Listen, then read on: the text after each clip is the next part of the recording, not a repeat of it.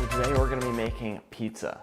Now, I am not a master pizza maker, but I think I'm pretty good at it. So we're going to be making a Napolitana style pizza that I've been working on for around 6 months, and I think it is amazing. So I hope you guys like it as much as I do. I'm going to walk you right through it. I think you're going to love it. And leave any questions in the comments if you have any, and let's get to it. So in my opinion, this recipe works best with a scale and a stand mixer, but if you don't have those, we'll go over alternatives later. Start by measuring out 650 grams of double O flour into a bowl. Set that aside, and in another bowl, pour 480 grams of water. Into that water, add 3/4 of a teaspoon of instant dry yeast, then a tablespoon of sugar, and finally 50 grams of whole wheat flour. Give that a vigorous stir and let it sit for around 10 minutes.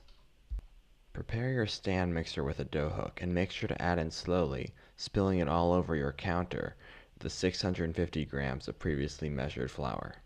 Set your stand mixer on a medium to low speed until it combines thoroughly. Then measure out 18 grams of extra virgin olive oil and 15 grams of sea salt. Once the flour has been thoroughly mixed in, add in the oil and the salt. Feel free to now crank up your stand mixer to a medium to high speed. Then mix the dough for around 10 minutes or until smooth and silky. If you don't have a stand mixer, I feel you, and here's my kneading technique. So I do the slap and fold method. Start by slapping the dough towards you and then folding it on itself. Rotate it and repeat. The result should be very similar to that of a stand mixer, except you're going to get killer biceps because of it. Then spray a bowl with unflavored oil. Then, treating your dough like a baby, fold it up and place it neatly in the bowl. Then pop this in the fridge overnight or up to 3 days. So the problem with bread making is that it takes so long if you want to make good bread. Yeah, sure, you can make crappy bread if you just let it rise for like 2 hours or so. Yeah, it'll be decent, but to get the good bread, you need to let it rise overnight, and that's the problem, that it takes so long. And I get bored really easily.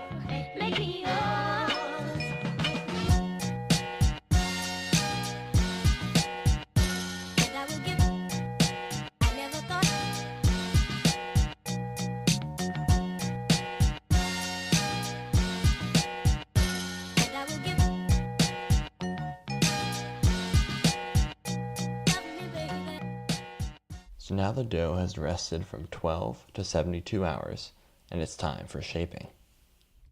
I'm going to recommend that you grab a bench knife, some flour, and your scale. Sprinkle a little flour on the top and gently pull out your dough. Give it a quick pat down and gently cut it into 4 equally weighted pieces.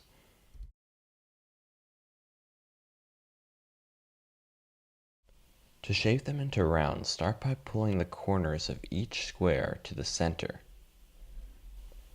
Keep on going around until it looks nice and taut in the center. Flip the dough over and pull back on your hands to tighten it even further. The result will be a sleek, shiny ball of dough that will create a perfect pizza. Grab a metal sheet pan and sprinkle it with flour. Next, add all the dough balls evenly spaced throughout. Add a little bit of olive oil to the tops of each to keep it from sticking, and place some plastic wrap on top of them. Then place your dough balls in a draft-free environment for around 2 hours. Now we need to prepare the sauce and the fresh mozzarella. Make sure to put it in an apron. It can get a little messy. So we're going to be using Italian San Marzano tomatoes. I'm going to recommend that they're DOP certified. Make sure to get whole peeled tomatoes and pour them into a bowl. Next, simply using your hand, mash the tomatoes up until they form a fine, even crushed tomato paste. If your sauce feels too watery at this point, Feel free to strain a little bit of it out. Next, add half a teaspoon of salt, a teaspoon of oregano. Also, you can see my dad walking in the side there. Anyway, add in a handful of ripped basil and stir the mixture together.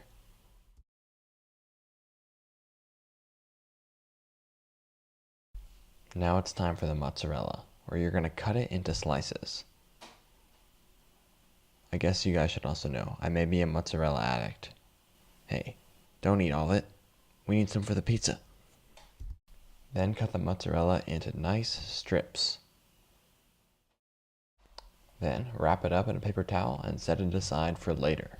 For superior pizza, you're going to want a pizza steel, which will allow for greater transfer of energy into the crust.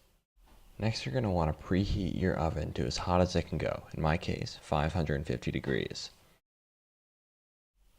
Around an hour and 45 minutes into your rise, I recommend placing the dough in the fridge. So take out a nicely proofed dough ball and place it in a pile of flour, coating it evenly. Then push down on the center of the dough and push all the air bubbles to the edges. Next, grab one of the sides of the pizza and start flipping it up and down and stretching it out. Do that to multiple sides until it forms a roundish shape. Then I recommend lifting the dough up and with your knuckles rotating it around, and this will provide the final shape of the pizza. Now you're going to take a piece of parchment paper and place the dough on it. Add a heaping spoonful of sauce and spread it evenly throughout the pizza. Then, to ensure that the parchment doesn't catch on fire, give it a quick cut around the edges. Next, make sure the oven is on broil and set a timer for 2 minutes. Now it's time to place the pizza in the oven. Immediately take it out after 2 minutes and sprinkle oil and cheese on it. Making sure to turn off broil mode in your oven, put it back in the oven for another 2 to 3 minutes, or until it's golden brown. When the pizza comes out, top it with some basil and fresh Parmesan. I hope you all try out this recipe. It's really amazing. Tastes really good. Leave a comment and let me know what you think. But now, before we end the video, it is time for the most cinematic pizza sequence. Enjoy.